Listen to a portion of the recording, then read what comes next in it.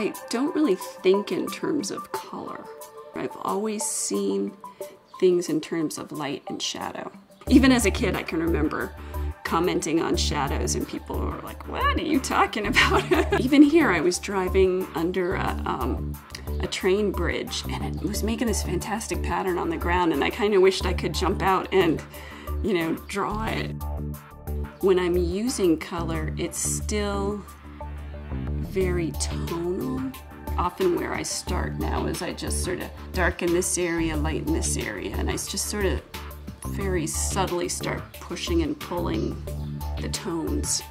Playing with the ink and seeing what it would do, the kind of tide lines it would make. I'm very interested in the edges of the ink and sort of what it does when wet meets dry, and it sort of deposits the pigment along that edge.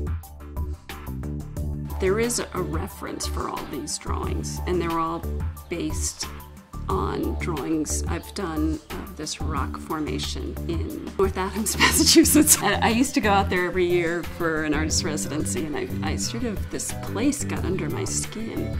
And these crevices, these rocks that water flows through, and you look down on it and there are just all these curves, all these circles that were sort of worn into the rocks over time. You can see them all down the walls of these rocks down to the water. And curves, like circles and curves in rocks. And it amazes me every time I go. And I love to just stand there and draw.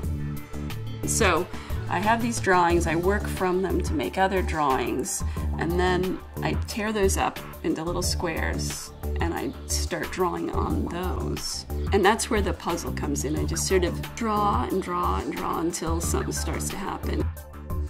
The great thing about working square is you can turn the drawing in all directions. So as I'm working, I keep turning it. Then you can do some more drawing and turn it again and do some more until something starts to happen. There's no jumps. It's all this long, slow progression, very slow. Like there's no big jumps anywhere.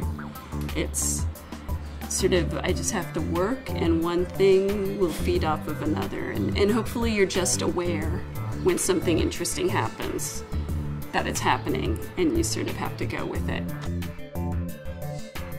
I've found if I try to control the process, that's when it doesn't work. That's when I make the worst stuff. It's a frustration thing. If I get to a point where a drawing's feeling overworked, because I can't figure it out, that's when I start sticking stuff on it, trying to make it work. Which is actually how I ended up with collages too. Because I was making a lot of drawings and there were a lot that didn't work. It helps for me to see what I've done. And sometimes it helps to know that, yes, I am doing something different. I think that's where the next interesting thing is going to come from, is these things that I play with and just allow myself to not worry about what it's going to look like, not put it on with any plan that it's going to be a finished work, but that it's going to be part of the process. And then, you know, I can just see what happens.